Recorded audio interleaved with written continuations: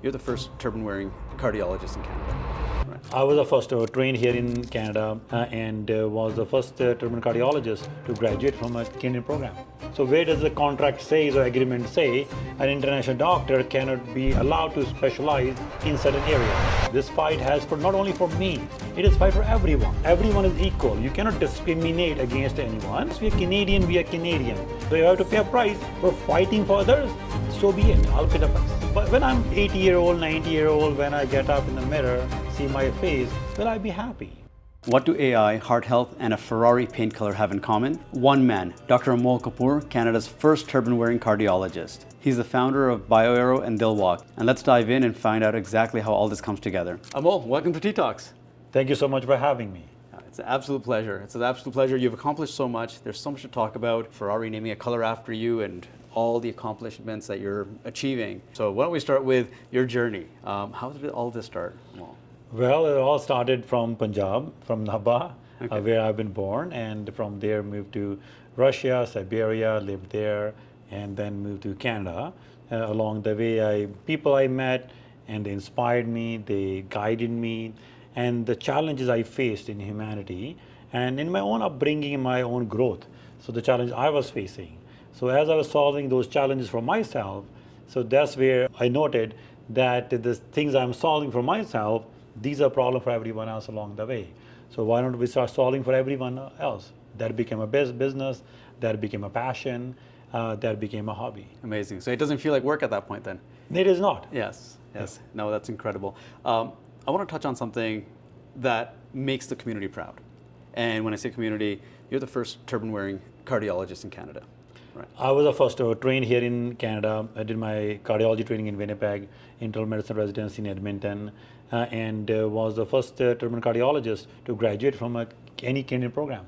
Did you know this is what was going to happen, or was it just it happened and then you're like, wow, this is Well, there's a long story, but I'll summarize it. So when I came to Canada, being an international medical graduate, it wasn't much easier to get into the system. So the challenges are that your trainings is not been validated here. You have to do your residency, you have to do exams and all of those things. So I got into an internal medicine program. It was hard to get into it at that time. But many provinces in Canada, we had a ban. So they will not take international doctors, like Ontario had a ban, BC had a ban at that time. I'm talking about 2004, 2005 period. It was 20 years behind a bit.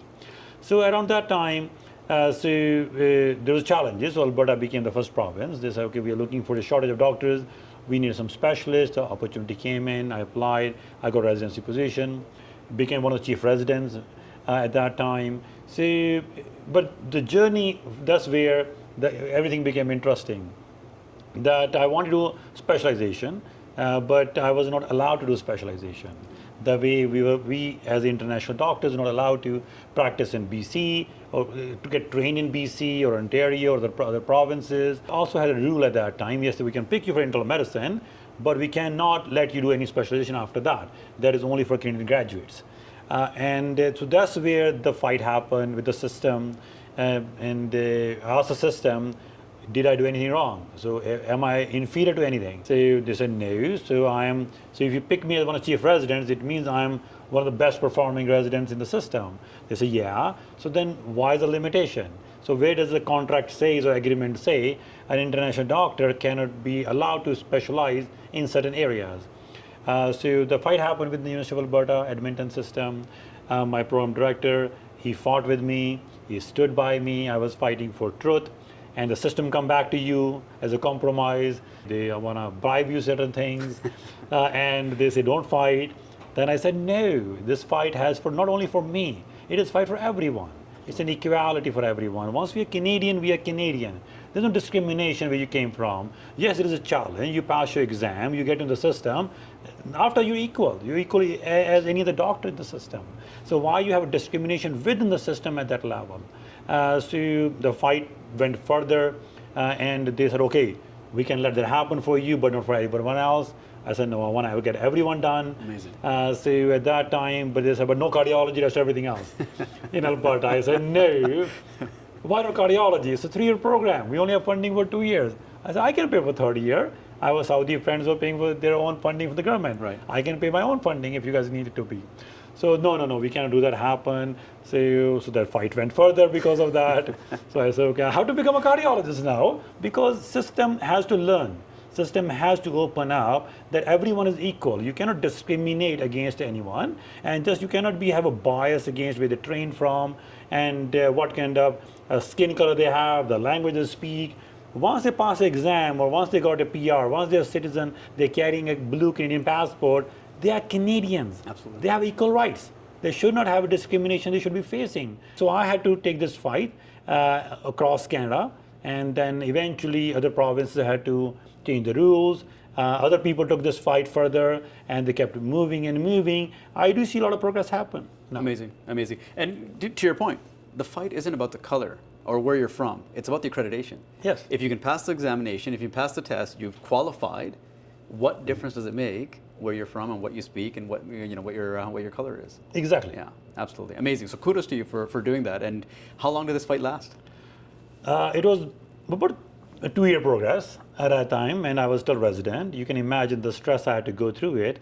So at a stroke of a pen, they could have fired me. They could have failed me. Yeah. At a stroke of a pen, just imagine the pressure. So you come into a foreign country, you're an international doctor, you're barely getting a lucky break, and then you're taking a risk at that time. So the pressure was on me, let it go, and or take what they're giving you, Yeah. and be happy. So, but why are you fighting for others? So, but I went home, and my friends came home at that time, other colleagues, and they said, well, let it go. Just you get what you want, you got it.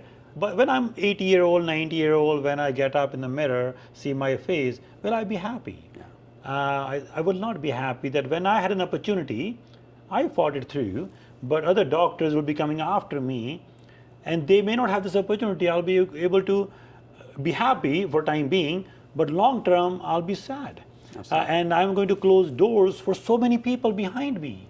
So this is an opportunity to make a history. So in history, if I have to pay a price, it means I will not become an academic doctor because there's a price you have to pay. Of course. If you fight the system remembers you.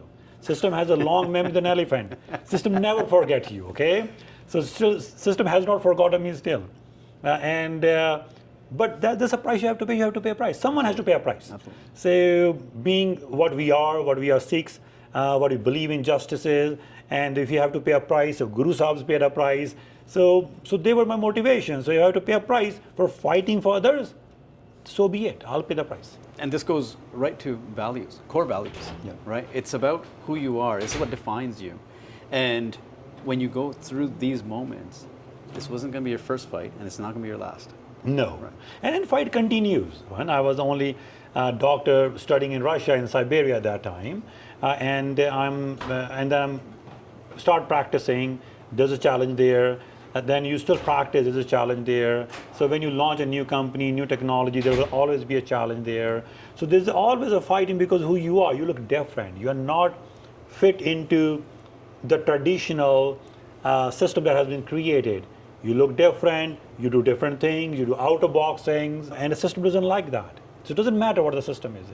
Yeah, no. And, to your point, the system's never going to like it. Yep. Their systems are designed for the masses, and not everyone fits in those. And especially the way you and I look, Yes. we never fit in those. Exactly. So growing up, it was the same challenge here in Toronto for me. There were opportunities where I would come into an environment, even at working like a company like Microsoft, I was the only one and I stood out. Right? So we don't fit in dynamically, and so if we don't, then we have to kind of find ways to make it happen for us, and then while we do it, for everyone else. Exactly. Right? No, amazing. Kudos to you for that. And let's talk about BioAro, right?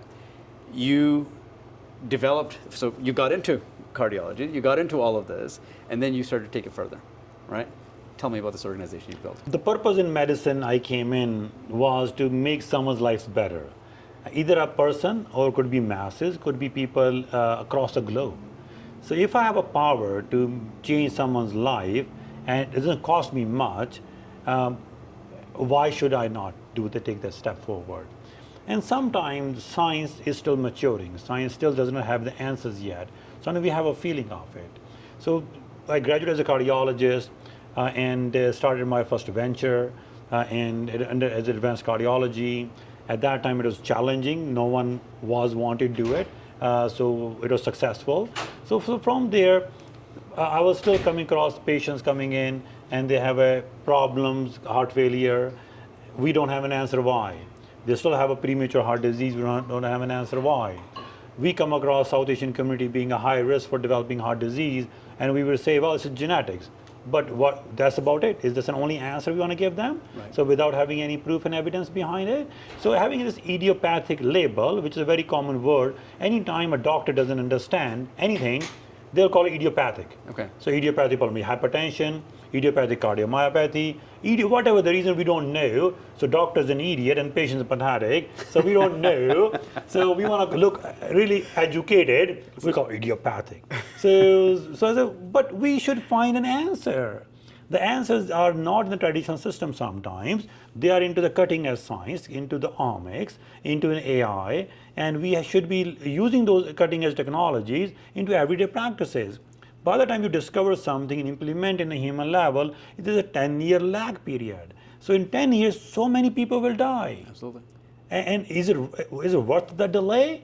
Sometimes you don't know certain things. You want to play safe. That makes sense. But many other things, because of this delay, new innovations die. And either a cancer treatment or a heart disease, many of those treatments never end up in people's hand. Just because of things got delayed, companies are not able to fight it through, and they didn't have a runway as long enough. So that's what gave the birth to BioAro. So I was tired of answering to my patients, I don't know. I want to know why my patients are not responding to medical therapy, why my patients having a disease early on, why South Asian community is having a disease early on. So what is unique to them than other people? And how I can make a difference just by saying they have a risk is useless for me, because we should be able to change their profile. We should be able to change their future. And we should be able to remove this risk from their lives. And they should be all living happy and healthy forever. Absolutely. So all this dream and the vision and the quest for more knowledge, that led to the birth of BioAro. Amazing, amazing. And you guys are using AI within BioAro. Tell me more about that. But there are certain things we as a human, we do really good. Certain things we are not good. We are not consistent. Early in the morning, a doctor is fresh. But by the time end of the day, doctor is tired, exhausted, and they're rushing through their patients. And at that time, the mistakes are happening. So if you're going to see a doctor, rather pick up early morning appointment when doctor is still fresh. If you're going to pick up appointment later in the afternoon, doctor is tired mentally, may not be able to pay you that much attention. It's not a doctor is a bad person, it's a human. The burden demand is so much that they have to pay attention, they get exhausted. So that's where AI comes in play for me, to look at the large amount of data, remove this variability of the human, and use an AI to help guide the humans to make the right call at the right time. So this exhaustion factors are taken away, and it's a large amount of data a human mind cannot even process in real time. Absolutely. So we need to make it much easier so they can have more human interactions, and they should be spend time with curing the diseases, helping the patients, not figuring things out. So that's where AI comes in play in our system, and our AI is more complex than traditional AIs. Of course. Because we deal with a large amount of data, which is very difficult to mine it to be able to come out to conclusion. For example, one whole genome sequencing, one DNA of a human genome is about 100 GB data on an average if you're sequencing at certain level. If you sequence the same data at a much more deeper level, there's a 450 GB data. Wow. For one DNA. Wow. Of a human. So you can imagine there are millions and billions of humans. And we know the genome, the DNA, is a blueprint of our human life. It has all the master code, like any programming Absolutely. Language. It's a code inside.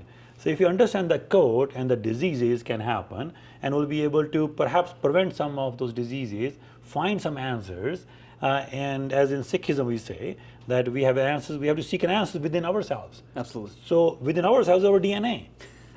Love that. That's spot on. Right? Yes. So looking for an answer is within yourself. The Sikhism teaches you, to seek an answer within yourself is my DNA. So I want to sequence my DNA. I want to find out what could be impacting my DNA, and data needs to be analyzed. So when we did a first experiment, my whole genome analysis, my team took 3 months to give me my clinical report. Because think of this way, one DNA has 3 billion base pairs and 8 billion variation and possibility are there. And to be able to pick that needle in the haystack, you need an accuracy. So scientists spend time and hours and days to come to conclusion and have a report. But the report coming to you is after 2 months, 3 months, Right. It's useless. It can help in some diseases which are not acute. But does it help in people who need immediate care within the next few days? So you need rapid analysis. So that's where the problem that exists globally, that's where we found an opportunity in our company. And we invested money in high power computing, knowledge, help to understand and see how these chips work and what kind of modeling we should be creating. We made our own AI models to understand, leverage the computing powers, large amount of data, train the sets, and be able to conclusion in a timely manner. So now we are the world's fastest whole genome sequencing company from a data analysis side. Amazing. There's no one faster than us. Amazing. Not even NVIDIA right now. So if you ask Grok today, so they'll say NVIDIA can do a whole genome analysis clinical report perhaps in 30 minutes. We can do less than 5 minutes. Wow. Wow. Incredible. Incredible. And this all because your journey to solve a problem. Exactly. Right. And that's where I think a lot of people stop or they give up. When something seems complex, they go the other route or they go the other path, but you stayed committed, you stayed on that path. And as you progress, new problems arise and then you uncover new solutions. And that's evolution. It is. It's a journey. Always seeking for new knowledge. Sikh means a student. So you are a student of rest of your life. You're always learning new things and always asking the question. So when you ask those questions, then seek for answers. And you work hard to get those answers. And then that answer comes to you, then new question arises. Then you seek for an answer for that. That's what science is. So always questioning and always looking for an answer and always improving from there. Amazing, amazing, incredible. And that's one part of it. And then from there, your learnings, and then you have now the Dilwalk Foundation. Tell me about that. It's a charitable initiative started 2011. At that time, we wanted to make people aware about South Asian community having higher risk for heart disease. At least 5 times higher chance for dying from heart disease in Canada if you're South Asian than not South Asian. Wow. The risk is there. And not much was happening, not even public awareness is there. Not much funding is getting devoted to this cause. Community is good, strong, but they lack education level and awareness themselves to be able to change its trajectory or fund research on themselves. So this way, the new generation of scientists and doctors, so they can help their community, their kids and their families. So there's a lack of awareness among community levels, policymaker levels, funders. So the idea was to create this charitable initiative, 100% volunteer, all the money, whatever we were raising was going back to the community to invest on the resources to help make this awareness at multiple levels. And we were successful in launching a Guru Nanak Dev Ji Dil Research Chair at the University of Calgary.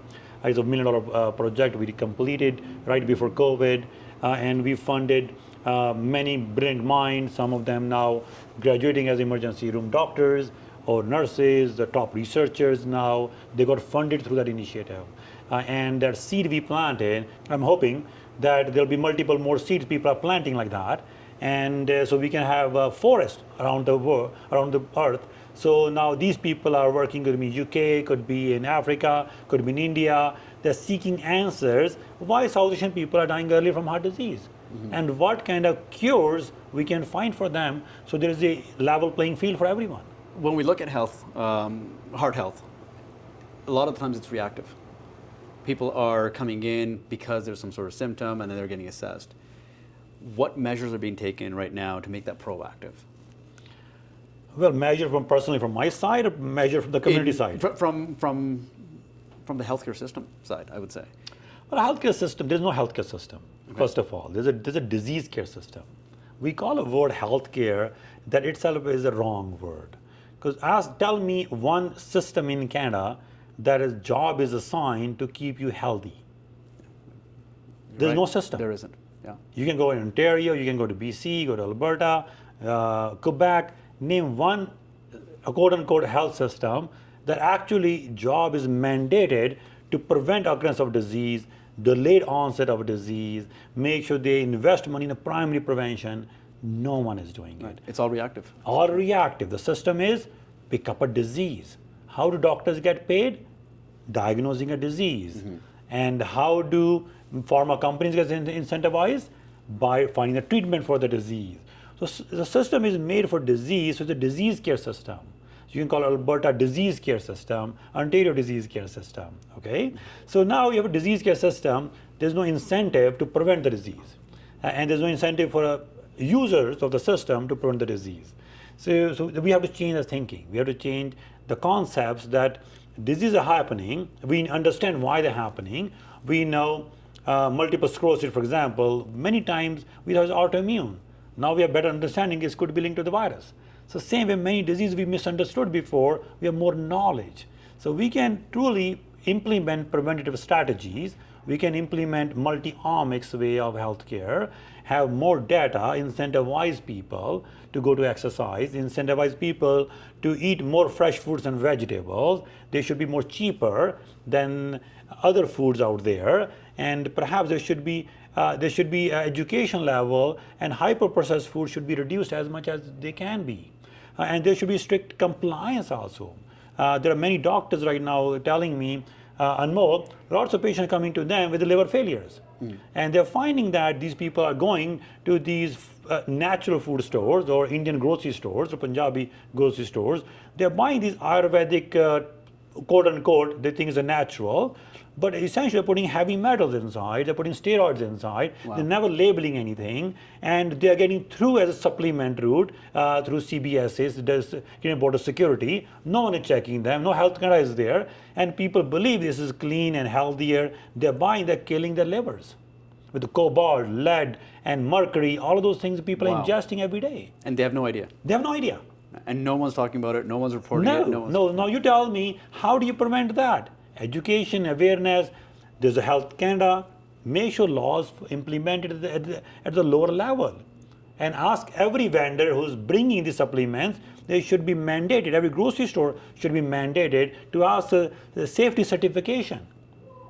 And you should be able to ask safety certification, what are the ingredients in those Ayurvedic supplements coming in? Absolutely. And if you can't verify it, don't bring it in. Don't bring it in, and don't bring it in your homes.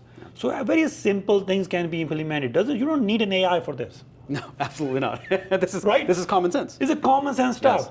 So AI, yes, is a role to play. Like I'm dealing with a complex problem to solve it. But many things are not as complex. No. So if you truly want to prevent the disease, so we have to find very simple things, and education is important, implementation of the law is very important, and penalties are very important afterwards. Absolutely. And not let so never happen again, and protecting the citizens, the taxpayers in the end. Absolutely. And accountability. There should accountability. be accountability. Exactly. Absolutely. And and this is incredible. And there's a lot of I'm learning a lot, and I'm sure our listeners are learning a lot out of this. If we look at the South Asian community, and you talked about them having a 5 times, I believe, greater risk. When did this start? Is this because of the new foods we're eating, or has this always been there, and we're just identifying this now? And that's how the BioAro got established, looking for those answers. We still don't know why. There are some genetic predispositions. There are certain genes are linked to South Asians for certain diseases more common than other communities. But there is more to this than just by saying it's a genetics playing a role. I do believe environment plays a huge role, and the South Asian diet plays a huge role.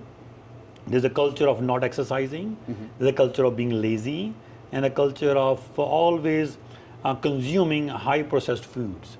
So when you go to any pantry of a Punjabi family or a South Asian family, open up a pantry, and they have a package, higher processed foods coming from India or other part of the world, and they're consuming them, not even knowing what is that food. Wow. Yeah, no one is reading the labels, the chemicals are going inside. So I think they are also contributing. I think genetic is one thing, but environmental factors are enhancing them. So if we can address those environmental factors around those genetics, we can lower the burden of heart disease, we can lower the burden of many diseases, depression, diabetes, cancers. So all those things are environment related. Amazing. And so for the people that are lazy or not as health conscious or don't know what choices to make, what are your top 3 recommendations they can do? Like they don't exercise, they're going for fast food. What changes should they make? Well, it's a choice. Everyone has a choice. And the choice is, do you want to live longer? And do you want to stay healthy as the longest? If the answer is yes, then you have to commit to that answer. So it's not a one-time thing, going for a test and reading a podcast or listening to a podcast, and then maybe one change behavior you did it and hoping for miracle. It cannot be achieved that way. It's a lifestyle, it's a way of living. You have to change your living accordingly. You want to make sure that you are like an apple. You take an apple from the tree, fresh there, put in the fridge, and it's the right humidity, right temperature that can last the longest. If you take an apple that's wrinkly already has these scars on it, you're going to put in the fridge, it's not going to last that long. So if you truly want to stay healthy, you have to start early. The younger you are, that's the best age for you to start. Then you can delay the disease's onset. The diseases that are happening at age of 30, 40, 50, you can delay them at happening at 60, 70, 80, 90. That is truly possible today. So for that, you want to make sure that you're eating fresh fruits and vegetables every day. You are not eating any plastics every day. So people are eating and drinking plastics. I'm sure many people are drinking water bottles with the plastic ones kept outside and microplastics seeping in. For example, the water bottles are sitting here. So avoid drinking water from those water bottles. So, and avoid eating food which you don't understand. Go to the grocery store, look at the labels. If you can understand the labels, what is inside, then eat the food. If you don't understand what they mean, don't eat the food. As simple as that. Know your food, what you're putting in your mouth. And in the end, cut down your calories. There's enough food out there on this earth. We'll never die hungry. If you go to a buffet, so you don't have to eat the whole thing. Eat a little bit of that stuff. It's just because things are there, you have to fill up your plate and up to your stomach, it's not worth it. So cut down your portion size, know your food, look at the food before you eat, instead of looking at the TV when you're putting it in your mouth. So very basic, simple things. They don't require an AI. It requires changing your own behavior, taking control, full ownership on my health, being the CEO of my own health. Yeah, no, it's, I think everything you touched on there sounds simple. It is simple. And I think it's a factor of convenience versus putting in the effort, putting in the thought of what choices am I making, right?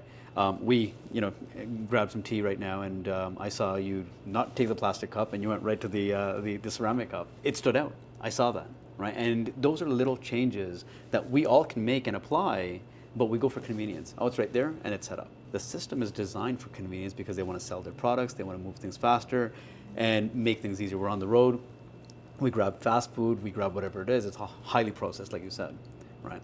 So we have to start being deliberate about our own life, about our own selves, and being intentional. And that's with, I guess, anything in life. When you want to grow in a business, you want to grow in a career, you want to grow in life in general, you have to be intentional. Exactly. Yeah. So if you want to be successful in any business, and you're putting all your effort, you have a dream, you put your money, you think my output is I'm going to make multiples of this investment. Investment comes from my time and my knowledge and the money I'm making investing in there. So you're putting your effort and you're being loyal to your business. So why can't you be loyal to your own health? Businesses can come and go, but once the health is gone, never coming back. Never coming back. Absolutely. Absolutely. This is a roller coaster ride. It's never an easy day, never a dull moment, I'm sure. How do you keep grounded and how do you go through those tough days? Because it requires a lot of commitment, it requires a lot of courage and a lot of mental stability to go through this. What keeps you motivated? Keep things very simple and easy. Some things you have a control in medicine, in cardiology. Let me take you back to the time when I was under residency training, and I was very worried about my patients. Could they die suddenly? Could they have a heart attack and death happening? So one supervisor told me, Anmol, there are two kinds of cardiology patients in life. One that are dying today, they need your immediate attention right now. And other patients, they're not dying in front of you, you have time. So when I understood that simple basic concept, it calmed me down. So it doesn't matter I'm in ICU or CCU, I was able to tackle the challenges. So I can train my brain, okay, is person dying today? Yes. In front of me? Yes. Throw everything away, that's taking my 100% attention. But other people are not dying yet, I have time to think and make a plan for them. Same with the businesses are. Challenges happen every day.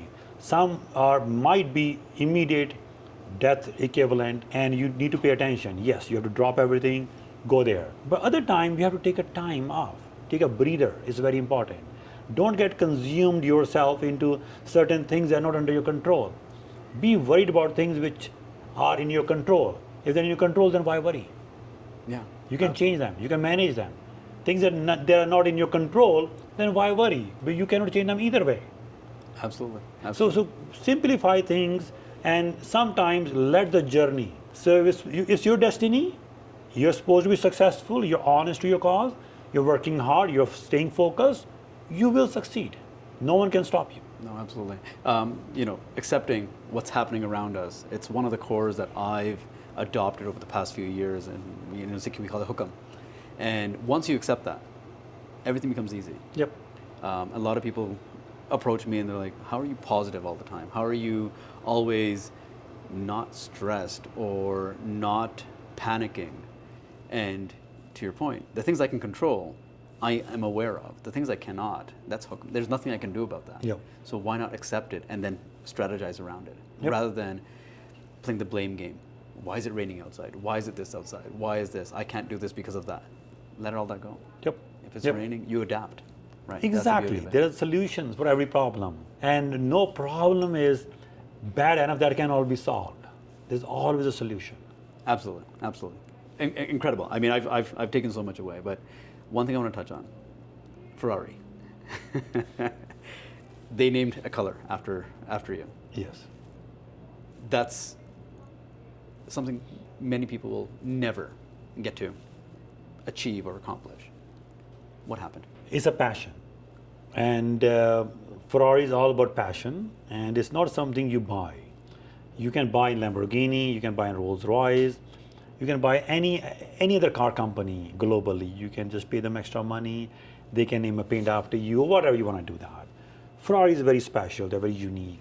Only a handful of people on this earth who have this honor, or a unique club, you can call it, unofficial, that they allowed them to have named a paint after them. You could have $1 gazillion, but this honor they gave, they only select few people.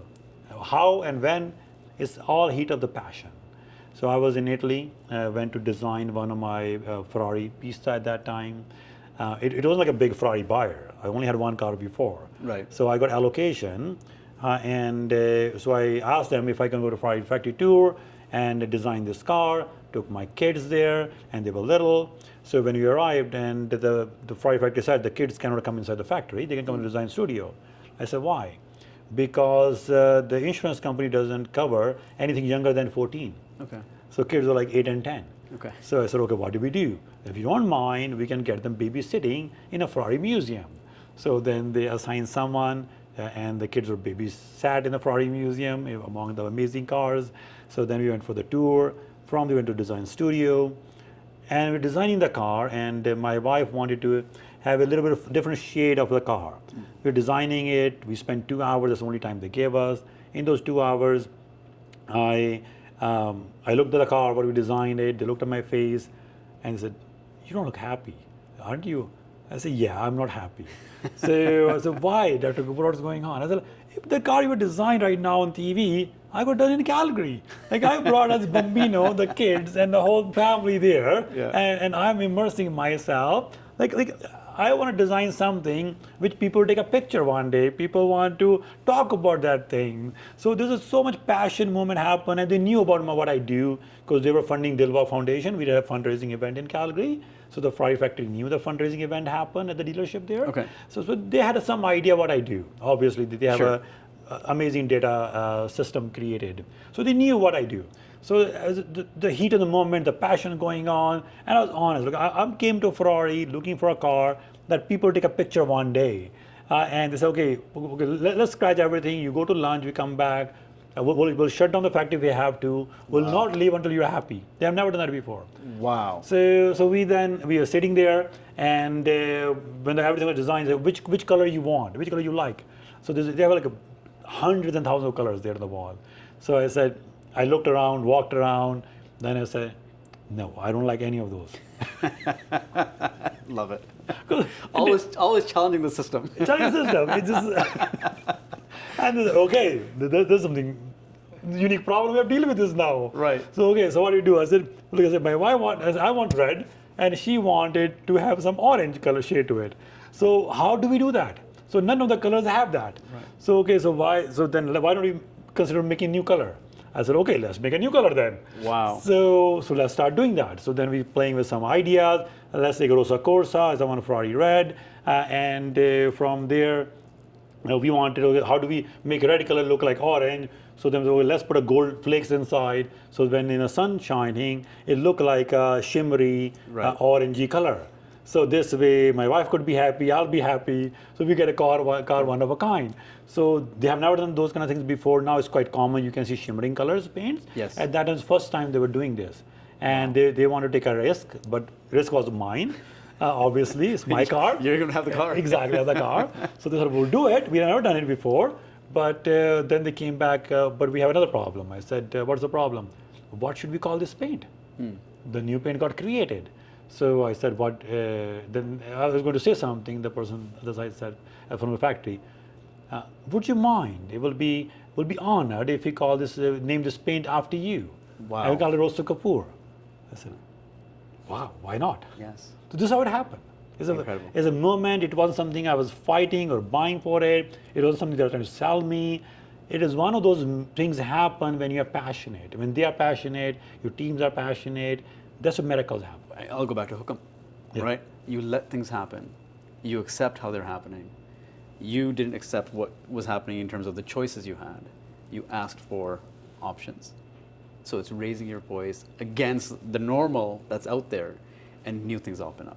Yep. Inspiring, very inspiring, incredible. Thank you. And you still have the Ferrari? Yes. So there are two Ferraris, and in fact, in that Ferrari, because the Ferrari is inspired from Michael Schumacher, one of the amazing drivers and the historical driver.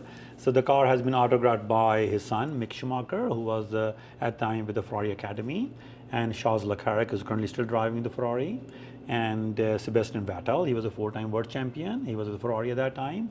So they autographed the car. The CEO of the Ferrari at that time, Luis Camilleri, so he autographed the car. The design team, so they spent so much time, so I requested them their autographs on the car. Amazing. Because they're historical. Then my family autographs are in the car. So, Wow. so the car is one of a kind. It's inspired from Michael Schumacher's car victories. It has the same seating materials, many details, which they have done first time in that car. It's a one of one in the world, collectively. Right. Then there's another car called A12 GTS. That is also the Rosa Kapoor paint on it. Oh, so you kept the same colors? Yeah, so it's your paint. Exactly, it's my paint. So they're not going to give it to anyone. Right. So it is my paint, and so essentially only two cars with that paint globally. Amazing. Only two Ferraris like that. Wow, wow. Thank you for that. This has just been, an eye-opener in all aspects, because everything you touch, it's like, I'm not happy with the norm, let's make something bigger. I love that. We're going to switch over to our rapid fire segment. Rules are very simple. I'm going to ask you a simple question and come up with, whatever first comes to mind for you. First question is, the first thing you do each morning? First thing I do each morning. You're laughing. There's more to this. Now I'm really curious. Well, it depends on the morning. Okay. But usually I check my phone. That's the first thing I do. So because we have a global operation, there's always something going wrong in some place. Right. So first thing now, my habit has become that I pick up my phone. Okay. But the second thing I do is I always go for my coffee. Okay. So coffee is the second thing. You hesitate. I'm like, there's something going on there. One food you absolutely avoid for heart health? I don't eat hyper-processed foods. I don't eat that has Desi Ghee inside. Oh, interesting. Yes. Interesting. Desi Ghee, they say, is supposed to be really healthy, and it's processed. It's all processed. Okay. It's not natural. So what do you use instead? You should be eating more olive oil, fresh olive oil, avocado oils. So those oils are better oils. Desi Ghee is a man-made oil. So anything that's man-made is Avoid it. bad. Okay. Avoid it. So anything that's natural coming in, the God gave you the nature, Right. trying to consume them more often. Amazing, amazing. Okay, and everything in our culture is Desi Ghee, more and more. And as we're kids, you know, they throw more on the Bronte and everything else. It is contributing into heart disease. One book that changed your life. It was a philosophy of Sikhism. So the takeaway was in that book, it says that Guru Gobind Singh Ji one time, he mentioned to his followers that once they became baptized and the Sikhs, that they should be questioning him too. That they should not just trust him blindly. So if they're going to trust him blindly, then they're not his followers. And they cannot be, and he cannot follow them either. You should not be following people blindly. I don't want people to follow me blindly. They should cross-check me, any word I'm saying today, and true or not true. I may have said something wrong, but cross-check things always. Don't just believe anything blindly. Amazing. It goes back to accountability. Yes. Holding ourselves accountable, holding others accountable. Yep. Incredible, incredible. I love that. If not a cardiologist, what would it have been? I think the entrepreneur. I would have been really good in business, and which I'm still in business now. Eventually, when cardiology came to business. Right. So I think it's my destiny. So if not medicine, I think medicine was the route for me to get to the things I want to do it. So essentially, I think I'm into business. I am destined to do that. Yeah. One myth about heart health that you wish people would just forget. That there is no garam sard. Okay. Okay, so anything in Punjabi communities or Indian communities, they link to either khana garam hai ya khana thanda hai. Right. Dawai is garam, dawai is thandi. Okay. And this weather is garam, this weather is thanda. Okay. So this is a myth out there. People have it that everything is simplified to hot and cold. Right. So that is contributing into many problems in their health. So many times the environment itself that changes because of the weather changing, with the more viruses we get exposed to, they contribute to more sickness. And the same way, misunderstandings happening regarding the medications. They won't take some medications because they believe they are garam. Right. And cholesterol medication or blood pressure medications, they should be taken regularly every day. And they should not be just thrown at one day, don't take in other days. And there's no concept of garam and thandi dawai. Okay. So, and it's a very common joke we have in Punjabi doctors sometimes. So we tell the patient, put in the freezer, then eat it. I've heard of it in terms of foods. They say garam, and for the audience listening, garam means hot and thanda means cold. Does it apply to food as well? Is that, because I hear it all the time. Yes, so let's go back in time. This is not rapid fire. Yeah. So let's go back in time when there was no refrigerators around it. So there are certain oils, you keep it outside, they get rancid in the hot weather. You can leave your almonds, your nuts. Eventually, every oil get destroyed, right, over time. Right. So they didn't have any, so they assumed that's because of something hot out there and something cold there. So they linked everything to those concepts, I believe, going backwards. So now science has moved forward. But the concepts are still coming generation to generation, the same concept, same way. If the weather is changing, whether it's garam or whether it's thanda. So that's why I got sick. Not thinking I picked up a virus in a plane, or maybe my friend was coughing and he gave me a virus. Not linking things together scientifically. Interesting. Yeah, so we don't bring science into our discussions. And we always try to simplify to garam and sard, and cold and hot. And same way, many people believe that some medications are hot medications. They hot warm things up in their body. Some are cold medications. So it's irrelevant. It's irrelevant. All right. So you've heard it from Dr. Kapoor. Get this out of your head. It doesn't exist. Yes, it it doesn't exist. You've traveled lots of places in the world. Favorite city? I have multiple favorite cities. So Top one. You got to go with the top one. Okay, I can say city. I can say a small, tiny village, Exuma, near Bahamas. Oh, interesting. Why? This is definitely not rapid fire anymore. I'm so curious and intrigued by this. I think this is the first time I've destroyed my rapid fire segment. See, you're a first time for everything. I love this. Exuma is a very tiny village, right when you take a boat from Nassau, Bahamas, and very secluded, nice emerald water, calm, no big commercial towers around it. So you can get a food delivered to you by boat. But it's a nice, peaceful place. Okay. So that is one of my favorite places to go. It's peaceful, relaxing, within the nature, not many people around you. Amazing. Well, next time you go, let me know. We're going to go together then. Definitely.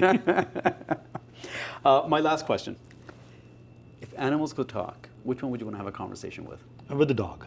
Dog. Yeah, so we do have a dog at home, Okay. and his name is Kaju. Kaju. Kaju. Love it. Yes, his name is Kaju Singh Kapoor. Okay. Okay. Excellent. And so he expresses his feelings. He knows when I am angry or stressed out.